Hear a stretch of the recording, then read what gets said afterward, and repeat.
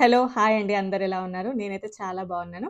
ఈరోజు ఈ వీడియోలో బర్త్ రైట్ సిటిజన్‌షిప్ గురించైతే ఒక జడ్జిమెంట్ వచ్చింది. అంటే ట్రంప్‌కి పాజిటివ్‌రా అని చెప్పేసి. నాకు తెలిసి ఈ వీడియో కోసం చాలామంది వెయిట్ చేస్తున్నారు. బట్ నాకు 2 డేస్ చాలా బిజీ షెడ్యూల్ ఉండే. సో, అందువల్ల కొన్ని ఓల్డ్ వీడియోస్ ఉంటే అవే అప్‌లోడ్ చేశాను నిన్న, మొన్న. నేను ట్రై చేస్తున్నాను ఈ వీడియో చేయాలని. బట్ 1 డే అయితే లేట్ అయింది. సరే, ఇంక ఈ వీడియోలో అయితే మొత్తం మీకు క్లారిటీగా అసలు ఏం జడ్జిమెంట్ వచ్చింది, ఇది ఎప్పటి వరకు అమలవుతది, అండ్ దీని గురించి బ్యాక్‌గ్రౌండ్ మొత్తం గూడా ఈ వీడియోలో అయితే మీకైతే షేర్ జేస్తాను. అండ్ ప్రతీది గూడా స్క్రీన్ షాట్ ఉంటది. సో, మీకు ఇంకా డౌట్‌ఫుల్‌గా ఉంటే ఏదైనా అక్కడ చూసుకోవచ్చు. అండ్ ఫైనల్‌గా మొత్తం గూడా మీకు ఇందులో అయితే క్లారిటీగా చెప్తాను. సో, ఇంకెవరైనా మొదటిసారి మన ఛానెల్‌ని చూస్తున్నట్లయితే తప్పకుండా సబ్స్క్రైబ్ చేసుకోండి. వీడియోకి లైక్ చేయండి. ఎవరికైనా యూజ్ అవుతదనుకుంటే షేర్ చేయండి. సో, ఇన్ఫర్మేటివ్ వీడియోస్‌కి లైక్ చేయడం వల్ల నాకు కూడా కొంచెం బూస్టప్ వచ్చేసి ఇవే వీడియోస్ కంటిన్యూ చేద్దామనే ఆలోచనలో ఉంటాం కాబట్టి, సో, తప్పకుండా వీడియోకైతే లైక్ చేయండి. సరే, ఇంక టాపిక్‌లోకి వెళ్దాము. ట్రంప్ ఒక ఎగ్జిక్యూటివ్ ఆర్డర్ మీద సైన్ చేశారు. దీని మీద నేను ఒక 2-3 వీడియోస్ చేసుంటాను. అమెరికాలో ఎవరికైనా కూడా పిల్లలు గనక పుడితే వాళ్ళకి ఇక ముందు నుంచి బర్త్ రైట్ సిటిజన్‌షిప్ రాదు అని జెప్పేసి. అంటే ఓన్లీ గ్రీన్ కార్డ్ హోల్డర్స్ రానియండి, లేకపోతే సిటిజన్స్ అయితే ఓకే కానీ, అలా కాకుండా L1 visa, H1 visa, F1 visa అని జెప్పేసి అమెరికాని చూడ్డానికని వచ్చేసి, పర్యటించడానికని వచ్చేసి, ఇక్కడ పిల్లలని కనడానికి చాలామంది ఇంట్రెస్ట్ చూపిచ్చి, ఓన్లీ పిల్లలని కనేసి ఇక్కడి నుంచి వెళ్ళిపోతున్న వాళ్ళు కూడా చాలామందున్నారు. అలాంటి వాళ్ళకి ఎవరికీ కూడా ఈ బర్త్ రైట్ సిటిజన్‌షిప్ అనేది వర్తించకూడదు అని జెప్పేసి ఒక ఎగ్జిక్యూటివ్ ఆర్డర్ మీదైతే సైన్ చేశారు.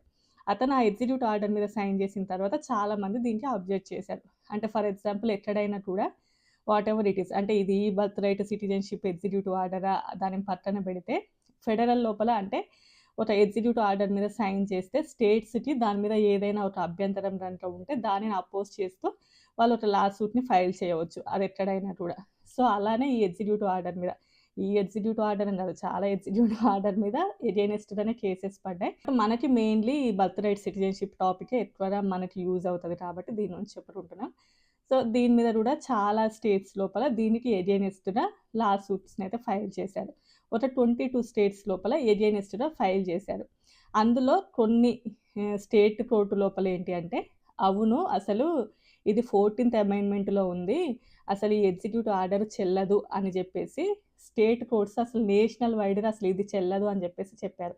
అప్పుడు దీనిని సవాల్ చేస్తూ ట్రంప్ ఏం చేశారు అంటే, అసలు ఒక స్టేట్ కోర్ట్‌కి నేషనల్ వైడ్‌గా అసలు ఇది చెల్లదు, నేషన్ వైడ్‌గా ఇది చెల్లదు అని చెప్పేటటువంటి రైట్స్ అసలు స్టేట్ కోర్ట్‌కి ఎలా ఉంటది? ఉండదు అని జెప్పేసి దీనిని సవాలు చేస్తూ సుప్రీం సుప్రీం కోర్ట్‌ని ఆశ్రయించారన్నట్లు. సో, ట్రంప్ సైడ్ వాళ్ళు. ఇంకా ఇప్పుడు సుప్రీం కోర్ట్‌లో వీళ్ళు ఏమని వాదించారు అంటే, గవర్నమెంట్ ఒక నిర్ణయాన్ని కంట్రీ వైడ్‌గా తీసుకొని రావాలి అని అనుకుంటున్నప్పుడు, ఒక స్టేట్ కోర్టు అసలు ఇది కంట్రీకి చెల్లదు అని జెప్పేసి ఎలా చెప్పగలరు అనేసి, మేము బర్త్ రైట్ సిటిజన్‌షిప్ అసలు ఇవ్వము అని చెప్పట్లేము. ఓన్లీ ఎవరైతే గ్రీన్ కార్డ్ హోల్డర్స్ ఉంటారో వాళ్ళకి, లేదు అంటే సిటిజన్స్ అయ్యి ఉంటారో వాళ్ళకి ఓకే. అంటే వాళ్ళ parents green card or citizens అయితే దెన్ ఓకే. అంతేగాని ప్రతి ఒక్కరికి కూడా ఈ సిటిజన్‌షిప్ ఇవ్వాలి అనేటటువంటి రూల్ అయితే లేదు. అలా ఇవ్వము అని జెప్పేసి వీళ్ళు వాదించారు. దీనిని సుప్రీం కోర్ట్ లోపల దీనికి పాజిటివ్‌గా వచ్చింది. ఏమని అంటే, స్టేట్ కోర్ట్స్ ఒక ప్రెసిడెంట్ ఇచ్చినటువంటి ఎగ్జిక్యూటివ్ ఆర్డర్‌ని నేషన్ వైడ్‌గా చెల్లదు అని చెప్పేటటువంటి రైట్స్ స్టేట్ కోర్ట్‌కి లేదు. ఇంకా ఆ విషయానికి సుప్రీం కోర్ట్ లోపల పాజిటివ్ వచ్చింది. అప్పుడు సుప్రీం కోర్ట్ ఏంటి అంటే, కొన్ని స్టేట్స్‌కి ఎలాంటి అబ్జెక్షన్ లేదు కదా! అంటే 28 స్టేట్స్ ఏవైతే ఉన్నాయో రిమైనింగ్ వాళ్ళకి ఎలాంటి అబ్జెక్షన్ లేదు కాబట్టి, వాళ్ళకి ఒక 1 మంత్ అయితే టైమ్ ఇస్తుంది. అంటే జూలై 27థ్ వరకు టైమ్ ఇస్తుంది. వాళ్ళకి ఇంకేమన్నా అబ్జెక్షన్స్ ఉంటే వాళ్ళు లోయర్ కోర్ట్స్‌ని కాంటాక్ట్ అయ్యేసి వాళ్ళు దీని మీద ఇంకా డిఫెండ్ చేసుకుంటాము. మా స్టేట్స్‌లో కూడా లేదు, ఈ బర్త్ రైట్ సిటిజన్‌షిప్‌ని హోల్డ్ చేయాలి అని అంటే, వాళ్ళు కూడా కేస్ ఏసుకోవచ్చు అనే విధంగా ఒక నెల రోజుల పాటు వాళ్ళకి టైమ్ ఇచ్చారు.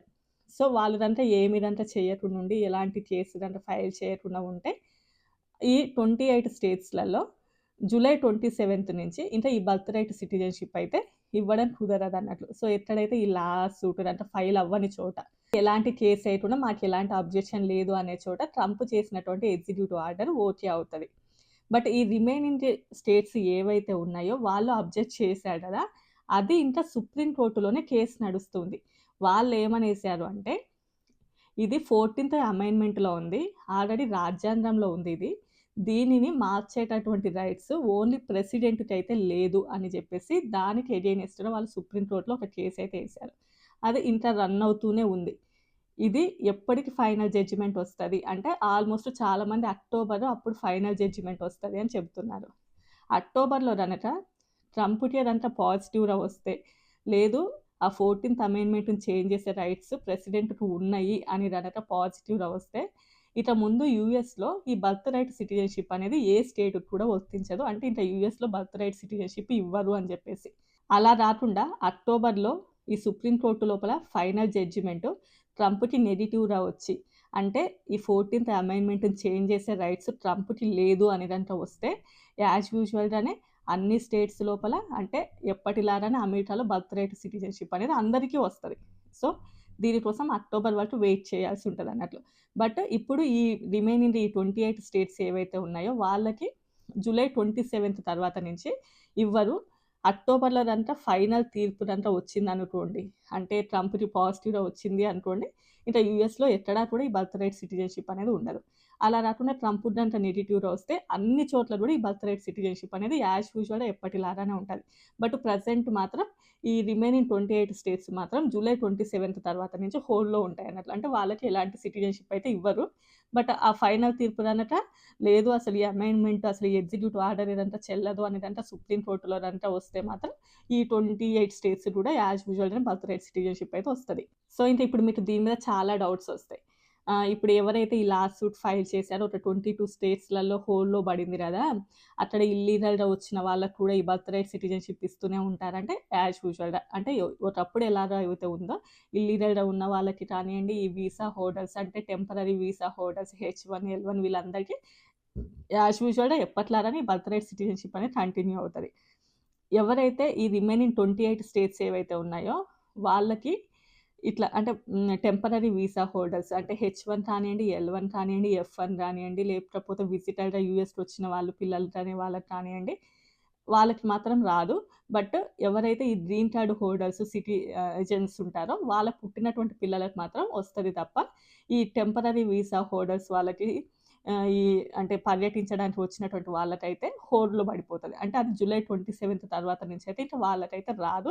నార్మల్‌గా గ్రీన్ కార్డ్ సిటిజన్‌షిప్ ఉన్న వాళ్ళకైతే యాజ్ యూజువల్‌గానే వాళ్ళ పిల్లలకైతే హ్మ్, అమెరికన్ సిటిజన్స్ అయిపోతారు. ఆల్రెడీ ఫిబ్రవరిలో కదా ఒక ఎగ్జిక్యూటివ్ ఆర్డర్ మీద సైన్ చేశారు. మా పిల్లలు మార్చ్‌లో పుట్టారు, ఏప్రిల్‌లో పుట్టారు మరి మాకొస్తదా అని చెప్పేసి. వస్తది. ఇంకా దాని మీద ఎలాంటి ఫైనల్ డెసిషన్ రాలేదు కాబట్టి యాజ్ యూజువల్‌గానే వస్తది. బట్ ఈ జూలై 27 తర్వాత ఈ 28 స్టేట్స్ ఏవైతే ఉన్నాయో వాళ్ళది మాత్రం హోల్డ్‌లో పడిపోతది. ఈ జూలై 27 తర్వాత నుంచి వాళ్ళకి బర్త్ రైట్ సిటిజన్‌షిప్ రాదు. ఆ ఫైనల్ డెసిషన్ వచ్చే వరకు. వన్స్ ఆ ఫైనల్ డెసిషన్ గనక ఓకే అని వస్తే ఓకే. లేదు అంటే ఇక లేదు. అది వేరే విషయం. బట్ ఈ జూలై 27 కంటే ముందు వరకు పుట్టిన పిల్లలు ఎవరైనా కూడా ఏ స్టేట్స్‌లో పుట్టినా కూడా వాళ్ళకి యాజ్ యూజువల్‌గా ఈ బర్త్ రైట్ సిటిజన్‌షిప్ అనేది వస్తది. బట్ జూలై 27 తర్వాత మాత్రం ఈ 28 స్టేట్స్ ఏవైతే మాకెలాంటి అబ్జెక్షన్ లేదు అన్నటువంటి స్టేట్స్ ఏవైతే ఉన్నాయో వాళ్ళకి మాత్రం ఈ బర్త్ రైట్ సిటిజన్‌షిప్ అనేది రాదు. అక్టోబర్‌లో ఫైనల్ నిర్ణయం వచ్చిన తర్వాత ఇంకేం తెలుస్తది అనేసి అప్పుడు తెలుస్తది. సుప్రీం కోర్ట్‌లో పాజిటివ్‌గా వచ్చిందేంటి అనంటే, స్టేట్ కోర్ట్స్ అమెరికన్ ప్రెసిడెంట్ ఒక నిర్ణయం ఏదైనా తీసుకున్నప్పుడు అదసలు నేషన్ వైడ్‌గా చెల్లదు అని చెప్పేటటువంటి రైట్స్ స్టేట్ కోర్ట్‌కి లేదు అని మాత్రం నిర్ణయం వచ్చింది. బట్ ఈ బర్త్ రైట్ సిటిజన్‌షిప్ ఈ అమెండ్మెంట్‌ని చేంజ్ చేసేటటువంటి రైట్స్ ట్రంప్‌కి ఉన్నాయి అని మాత్రం రాలేదు. వన్స్ అది వచ్చిన తర్వాత ఇంక ఈ బర్త్ రైట్ సిటిజన్‌షిప్ మొత్తానికే పోతదా? లేకపోతే అందరికీ వస్తదా? అనేది మనకి అక్టోబర్‌లో అని అంటున్నారు. మరి అది ఇంకొంచెం లేటే అవ్వచ్చు. ఒక 1 మంత్ ముందే అవ్వచ్చు. సో, అప్పుడు తెలుస్తదింకా. నేను మొత్తం గూడా మీకు స్క్రీన్ షాట్స్ తీస్తాను. ఏ ఏ స్టేట్స్ లోపల ఈ బర్త్ రైట్ సిటిజన్‌షిప్ లేదు, ఏ స్టేట్స్ లోపల ఉన్నది అని జెప్పేసి. అండ్ అది ఎవరికి ఎప్పటి వరకు అమలవుతది మొత్తం గూడా డీటెయిల్డ్‌గా అయితే ఒక పిక్చర్ తీసి పెడతాను. ఇంట్రెస్ట్ ఉన్న వాళ్ళు మొత్తం గూడా మీరు స్క్రీన్ షాట్ తీసుకొని మీరు చూసుకోండి. అది మంచిగా గూడా మీకు హెల్ప్ అవుతది. సో, నా వీడియోస్ గనుక నచ్చినట్లు అనిపిస్తే తప్పకుండా లైక్ చేసి, షేర్ చేసి, సబ్స్క్రైబ్ చేసుకోండి. సో, ఇలాంటి ఇన్ఫర్మేటివ్ వీడియోస్ చేయాలి అనుకుంటే తప్పకుండా మీరు షేర్ చేసి, సబ్స్క్రైబ్ చేసుకుంటే నాకు మంచిగా యూజ్ అవుతది. Bye bye.